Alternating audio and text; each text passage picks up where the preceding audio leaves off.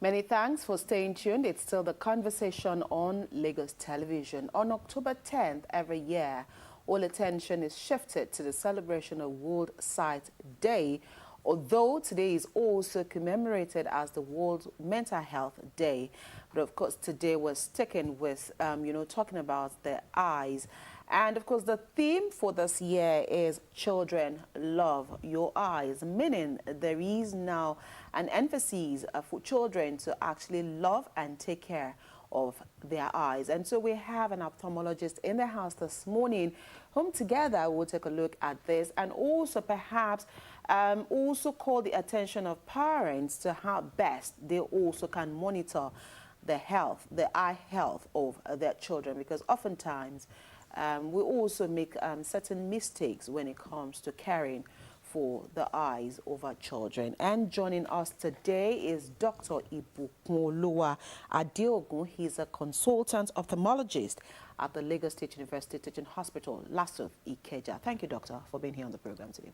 Good morning. Right. So today is World Sight Day. It is an annual event, but then, of course, as we celebrate this year, what are some of the things that year in, year out, because you're also a member of the Ophthalmologist Society of Nigeria, Lagos chapter, year in, year out, what are some of the things that you have realized that advocacy on this day has helped, beam more searchlight on? Once again, thank you for having me here this morning. The World Sight Day is aimed at essentially at reducing blindness, or vision impairment, as we call it nowadays. The advocacy is, the aim of advocacy is to educate the public. Right. As it's often said, prevention is better than cure. It's not just better, it's cheaper. It's not cheaper. It's cheaper and better than cure. So our aim as an organization or as ophthalmologists or eye care practitioners is to educate people on preventive measures. And we've done a lot, but there is still so much more to do. Be done, right. Especially in the area of educating the public. There is still a lot of awareness, dangerous practices. You would think that in this age and time, some things would no more be heard of. Right. But we still see some cases that are disheartening and alarming. You will probably also give us some of those things that people still do, that you see on a daily basis, that you think that ordinarily should be off the cuff at the moment, but people still go ahead to do. But before we do that, I would also quickly like for you to please differentiate for us, or give us a better definition of who an ophthalmologist is and who an optician is, because sometimes people mix those two special areas. Okay. So it's not just the ophthalmologist and the optician. Okay. So we also have the optometrist. Okay. So the ophthalmologist is a graduate of medicine and surgery. Okay. So that's why he's a doctor. So he's not just an eye doctor. Okay. He's a general practitioner first. Yes. And then you specialize. He's an eye specialist. So he studies medicine and surgery. Okay. And then after that goes for further training in eye care. Oh, okay. Yes. So that is who an ophthalmologist is. Right. So an optician? The optometrist is also a doctor, but strictly for the eye.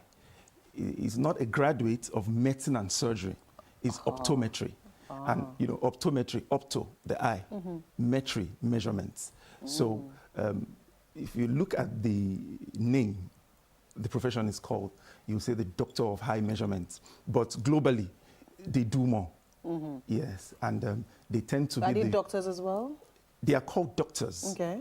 But they are not doctors of medicine and surgery. Right, there. Okay, I get you now. Okay. Yes. And then the optician? The optician is a technician.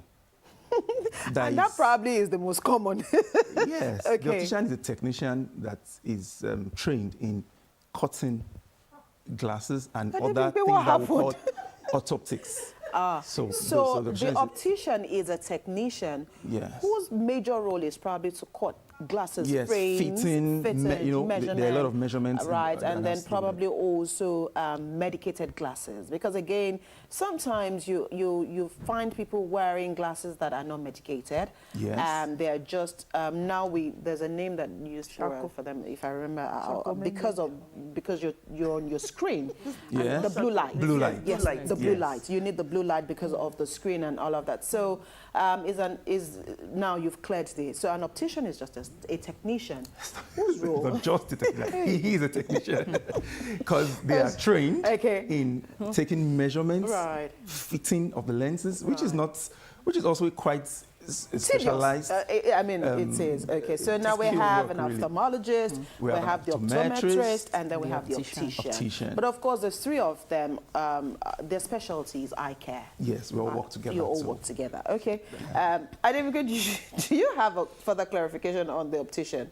I'm an illiterate, that's it. Okay, I just found out that because when I want to see my eye doctor, I want to go and see the optician.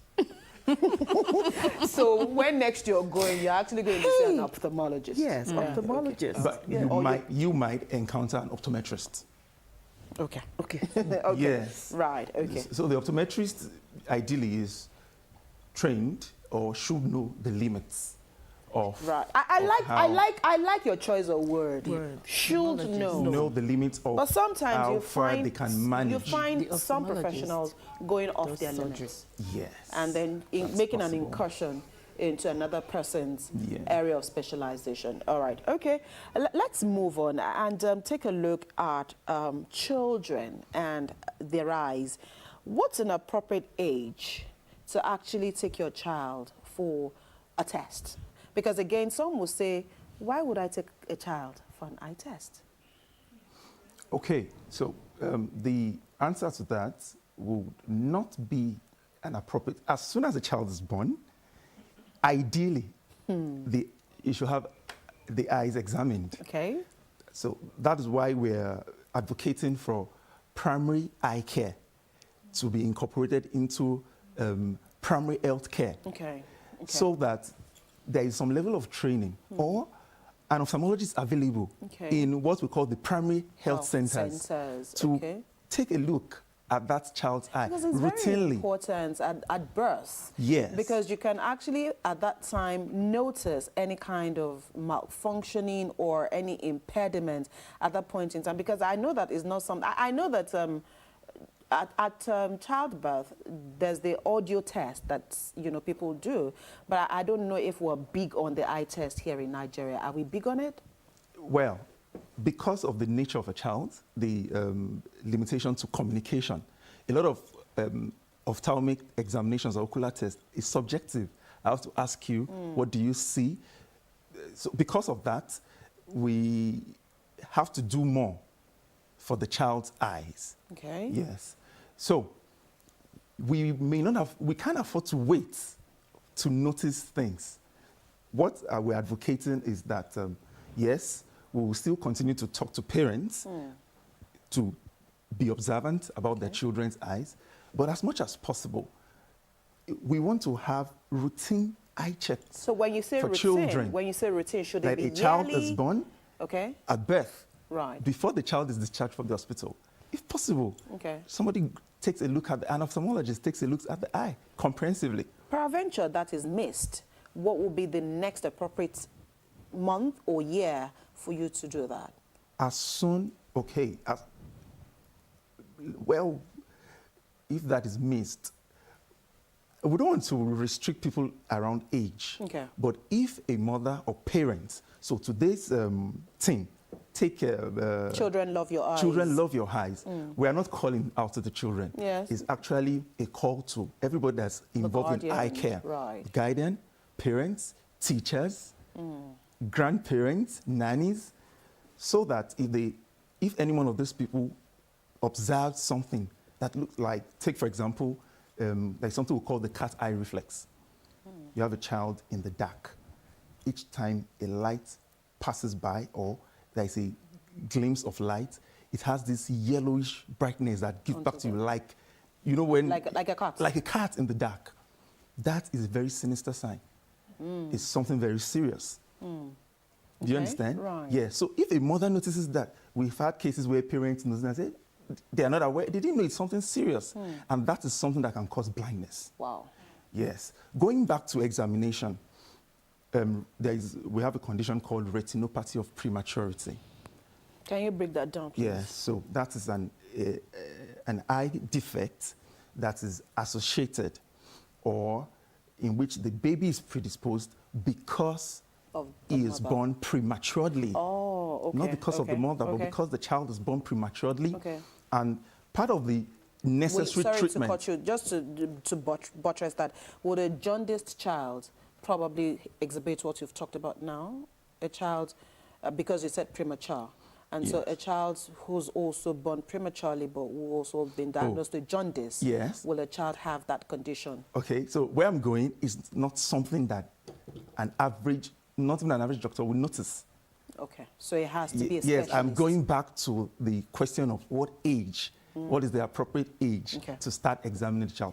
For example, a child that is born premature, every child that is born premature should have their eyes examined routinely, and we try to do that. But it's even more super specialized. Okay. So you have high specialists, ophthalmologists. You have ophthalmologists that are further trained in examining the eye. And when we say examining the eye, what you see is not all there is to the eye. Right. The eye is like, thank God we're in a studio. Yeah, it's like a camera. Okay. Yes. Right. We have a camera. So what you are seeing is just the front of the camera. Okay. Inside you have something that is analogous to the shutter. You have something that is similar to the film. Okay, all in the eye. Yes, all in the eye. And so this is just the lens? This is just the front of the eye. Okay, the front of the eye. So there's still other things. Yes, you have the lens inside the eyeball. Okay. So then you have something that looks like which we call the retina. In premature children, their retina is not well developed because the child came out early before. Yes. Okay. So the eye assumes that I'm still in the womb and it's taking its course. Okay. But many times, the premature babies need oxygen therapy, antibiotics, exposure to blue light if they have jaundice, and they are more predisposed to infection. Right. All those things puts a lot of pressure on the retina and can hamper the proper gradual development of the retina, which can now lead to what is called retinopathy of prematurity. So for such babies, there has to be a routine protocol for examination of their eyes. Okay. Right. So from all you've talked about, I still want us to go back to, as much as we're not limiting parents to present their children, for examination from time to time. But again, if you've missed it at birth, because again, there's so many mothers or fathers who might be watching today who didn't get the eyes of their babies tested while they were born, is there any age that is too late to get those eyes checked? We're agents of hope. There is no age that is too late. Okay. Because never say never. Right. You might say this child, oh, it's too late, and then you institute therapy, and you'll be surprised at the outcome. Yes. Okay. So, how often should you then get your children's eye tested? Yearly, twice yearly. So, what are the recommendations? The basic recommendations. Basic recommendations: at least once in a year. Okay. At least once in a year, especially children once they are about to approach school age, 2, 3. Right. A child should have a comprehensive eye examination before being admitted into school, into reception or kindergarten or whichever. So that's why we are here this morning. Because I know that. So that we can institute all these things into the, so it's not just primary eye care. Primary eye care has to collaborate and be incorporated into universal basic education. Right. Yes. Right. Because again, if you, I mean, part of the recommendation will be before a child gets into school, you're properly examined, because that way you know if that child should actually sit in front of the class or go to the back or can sit anywhere in the class. Or should get spectacles. Okay. So that you can sit anywhere in the class. Okay.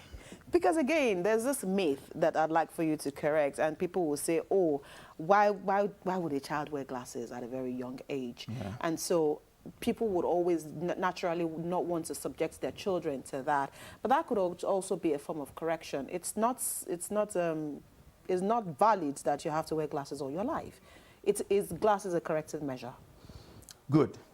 Now, when the general public says corrective, meaning use it for a while, and then you can drop it. You can drop it. In that regard, glasses is not usually corrective. So we always tell patients that it's not correcting, it's an aid to your vision. So while you have it on, it's doing its work. You have better vision.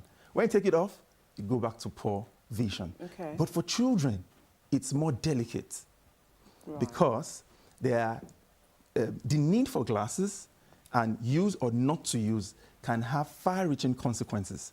Take, for example, the development of the eye depends on the clarity and the quality of vision that the eye is getting.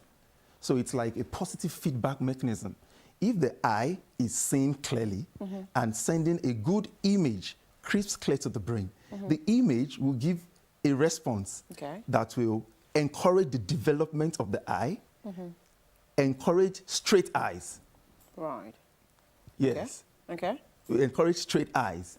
And but if for any reason, one or both eyes do not give the image a very clear, do not give the brain a clear image. Okay.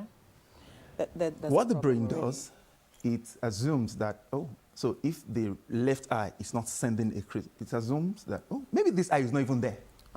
Okay, so the brain is not getting a correct signal. From either. I don't want to use the word signal. I want it's not image. Image. Yes. And so that, of course, is a problem. I'll ask a follow-up question to this, because again, you mentioned straight eyes, and so that got me thinking, and I said, but some people do have cross eyes. Yes. Okay, so can you quickly just speak on that, because Joy has a question. And so if your eyes are not straight and then they are cross, how did you come about that? Yes. That's what I was going to say.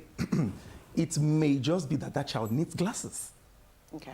That is the possible scenario where the glasses might correct. Okay. So if a child has some crossing of the eyes, and because it could be due to refractive error, which is the defect or ailment that we correct with glasses. Okay. So it could be due to a refractive error with all the physiological abnormalities associated with it. When the child begins to wear the glasses, as the child is growing with the glasses, the eyes begin to straighten up. Okay. And with time, the child might not need the glasses as the child is growing Developing. up. Yes. Okay. So there's a possibility that a child may outgrow the use of glasses. In that scenario. In that scenario. Yes. Okay. Joy? Are we in class? No. Wait. No. Joy actually had a question first. So Adebimpe, let's allow Joy. Mine is just okay. It's just a follow-up. What he was saying. saying. I want to find out if surgery can correct the cross eyes instead of waiting for time glasses to correct it. Perhaps depending on the severity. So the management is in stages. Okay. Because you don't want to, because if you correct before trying glasses, when the image becomes better, the brain may now assume that, now I need to correct. And then now... So you must try to correct first. You should try glasses first. Okay. There are different spectra of glasses that can be used that can help. Then if that does not help, there are some exercises, we call them orthoptic exercises, that can also help. the last resort is the surgery. Is the surgical. Okay. Also, this, well, that's not an outright statement I've just made.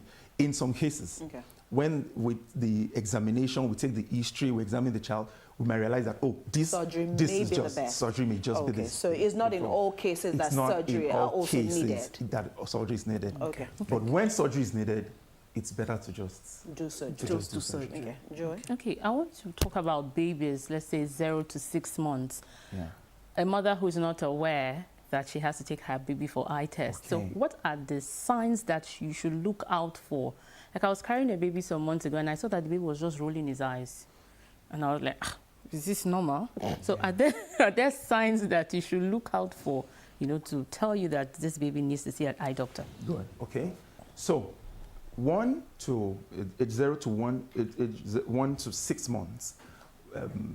It's the same thing for a lot of children, but particularly common things. Is the eye red? Any redness? Okay. Is there excessive tearing? 2. 3. Is the baby interested in his environment?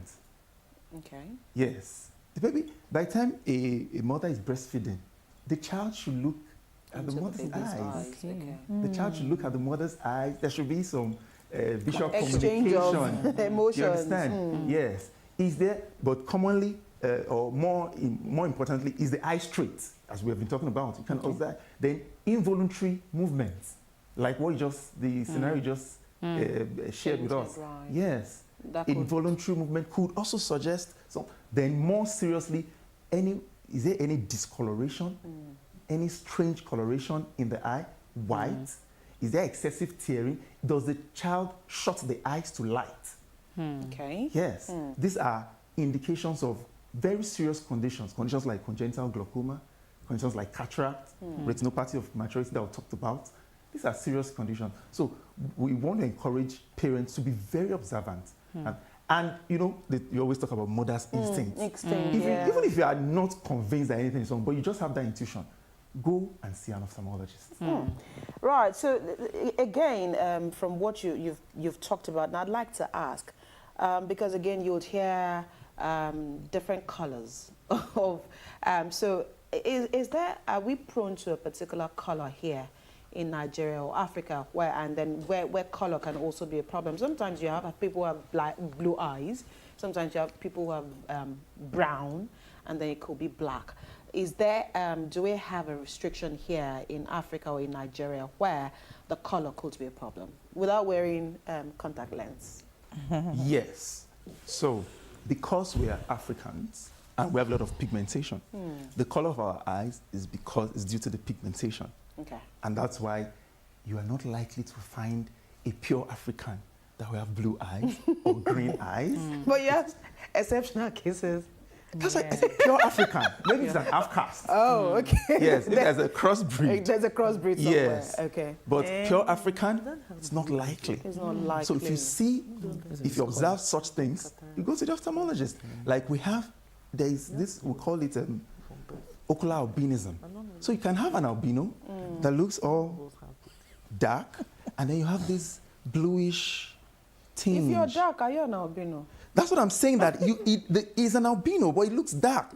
Right, so you can only know by the eyes. That's why we call it ocular albinism. The common albinos that we all know is we call it the oculocutaneous. That's ocular and skin, cutaneous, eye and skin. But you can have ocular albinism. I'm sure you remember the story of a certain lady or woman in Ilorin. Yeah, in Ilorin, yeah. She had the form of ocular albinism. So that was the condition. Yes, that's why the black, she had this bluish. Very black. And why is that? Because in albinism, there is shortage of pigmentation. And that's why their eyes are, albinos, they have yellow, you have this, poor, not brown.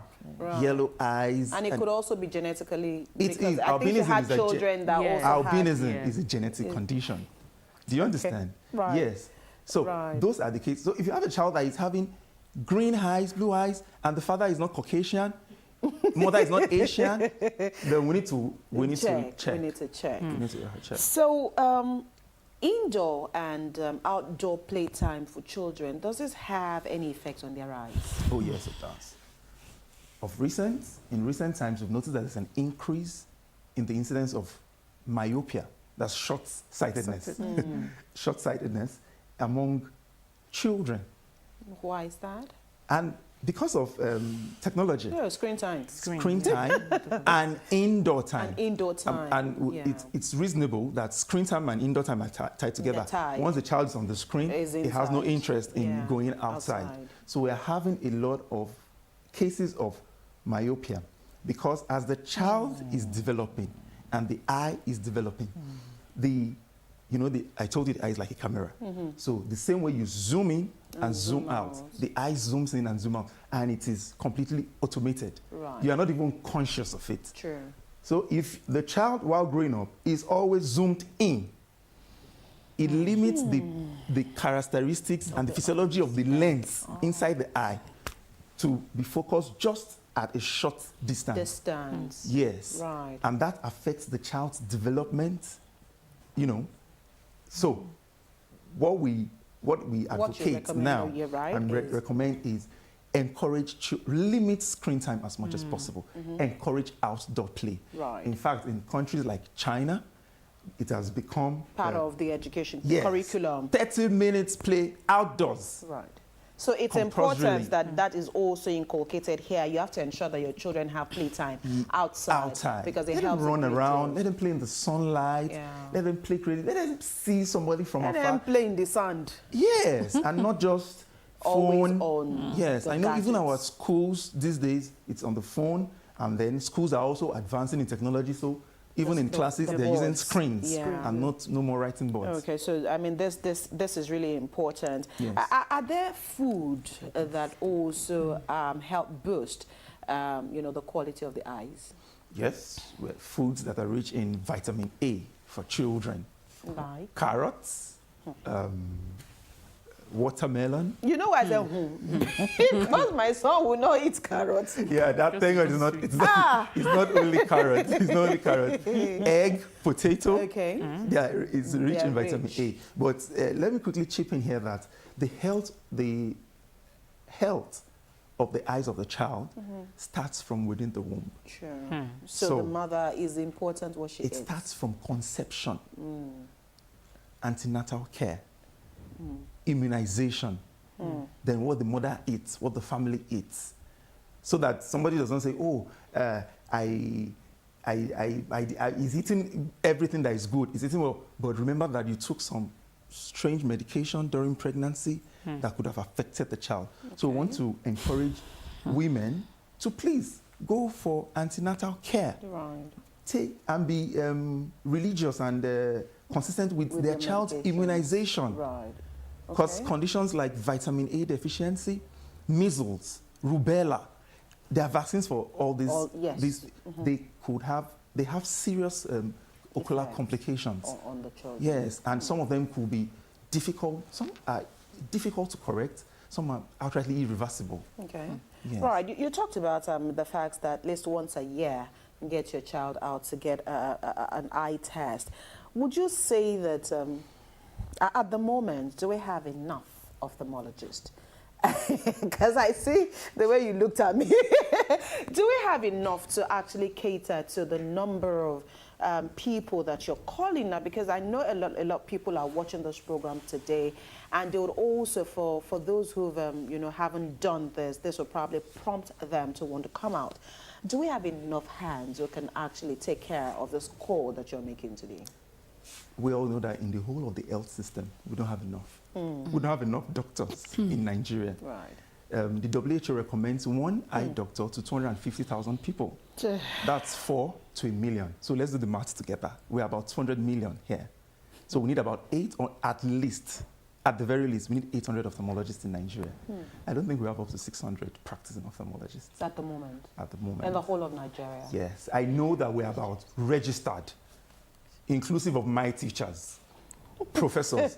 I know we'll be about 800, out of which some people have gone to the other side. Yeah, they've advanced to the other side. Yes. So we don't have enough. But do we have students who are willing to study ophthalmologist in Nigeria? do we have students that are willing to become doctors in Nigeria? You're throwing back my question. I'm not throwing it back. It's a rhetorical question. Yes, we have students that are willing to become doctors and ophthalmologists, but with US, UK, Australia, Canada in view. Yeah. Oh, okay. Yes. In view. So right from the outset of the plan. Right. They're studying because they want to be useful somewhere. But once they study, they know that, well, I'm going to get good life as a doctor, but outside the shot. Outside the shot. So let me just mark the time here. Not marking the time. They're getting trained, but they will continue. But that's a huge problem, really. And so if we're talking about, this call today, asking that, people also get the awareness and know that it's of full advantage to get the children to come out, love their eyes and do all of the needful. But if we do not have enough hands, aren't we also sending the patients back? Because if they come and they do not get the kind of attention that they need, is that not also one way of this advocacy failing or dead on arrival? That's why we also want to call on the government to make the practice of medicine and ophthalmology interesting and engaging, something that we can be enthusiastic about in the country, so that we can encourage people. We have the patient load here. We have patients that needs our attention, and we are willing to do the work. Right. But more importantly is that we shouldn't even wait for the patients to come to us. We're in Lagos. We should have programs. Programs, strategies that would increase accessibility, especially in the rural areas. Okay. Is there a way we can have? That's why we said primary eye care has to be incorporated into primary health care. Right. Yes. As we close this conversation this morning, I'm just going to again put you on the spot here. 2 questions. How many patients do you see per day? Give or take, on average. Give or take. As a consultant. When you say as a consultant, you are not just putting me on the spot, you're putting me on the ISP. As an ophthalmologist. Okay, as an ophthalmologist. I could be involved in a clinic, in an 8-hour clinic. I could be involved in the management of between 10 to 20 patients. Per day? Yes.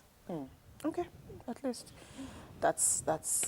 But as we go finally today, yes, we've talked about the health of the eye health of the child, but let's also quickly speak to the facts that there are older people who also need to visit their ophthalmologist from time to time. And like you said, there's no time that you cannot see a doctor. So I'd like for you to please share that advocacy again this morning. Peradventure, you have something going on with you in your eyes, and then quickly address the issue of self-medication. Oh, yes. Okay, so before we go to self-medication, let's also talk about traditional dangerous eye practices. In this age and time, I don't know if you'll be surprised to know that people still put urine in their eyes. To treat Apollo. To breast milk, thank you very much. Acid battery, acid water, battery water, sugar water, salt water, sea water, lime. People squeeze leaves and put the juice into their eyes. And this is not... it's not acceptable. It's not acceptable. It's dangerous. And, it's paradoxical because Africans were very religious, very proverbial. We are the ones that say, oh, the eye is an honorable organ. And you're surprised how people will decide to put... you're desiccating the eye. Yes. Yeah. So we want to encourage people that go try and see an eye doctor. Fine. That's why an emergency is an emergency. That's why we are called to... We've taken a oath to prioritize emergencies. No matter what you are doing, you make out time for an emergency. Okay. And we consider red eye. A red eye is an emergent eye until proven otherwise. Okay. So I want to encourage people, before you try all those things that you mentioned, yes, go and see a doctor first. Go and see a doctor. Right. If you can, even if it's an optometrist you have access to. Go ahead and see. Yes, that person will hopefully and most likely know to send you to an ophthalmologist if it is something that is beyond their scope of practice. People still buy eye drops off the counter? Oh, yes, they do. So people still borrow eye drops from their colleagues. Say, I used it, oh, it worked. It's good, you can also use it and then prescribe. Yeah. So please speak to self-medication. So self-medication is risky particularly because of a class of medication called steroids that could have remarkable short-term outcome. So if your eye is red, you're having pain, discomfort, you put in a steroid, in about a day or two, you could have superb relief. That does not mean you have treated what is going on. You have only addressed the symptom. But that could embolden you for that to continue using it, and then you are predisposed to glaucoma, infection, and much more dangerous things. So we don't encourage self-medication for the eye. The eye is a very delicate structure in the body, and it must be treated as such. All right, time is fast spent, and of course we'd have to leave this conversation here this morning, but I do hope that maybe some other time, not necessarily while celebrating World Sight Day, we can call on Dr. Adeogun to also just come and, speak to our viewers on issues concerning their eyes. Thank you so much for being here on the program today. Thank you very much for having me. All right, we've been speaking with Dr. Ibukunlo Adeogun. He's a consultant ophthalmologist at the Lagos State University Teaching Hospital, Lassuth. Of course, we'll take a quick break. When we return, Adibingbe and Joy will bring their conversation your way.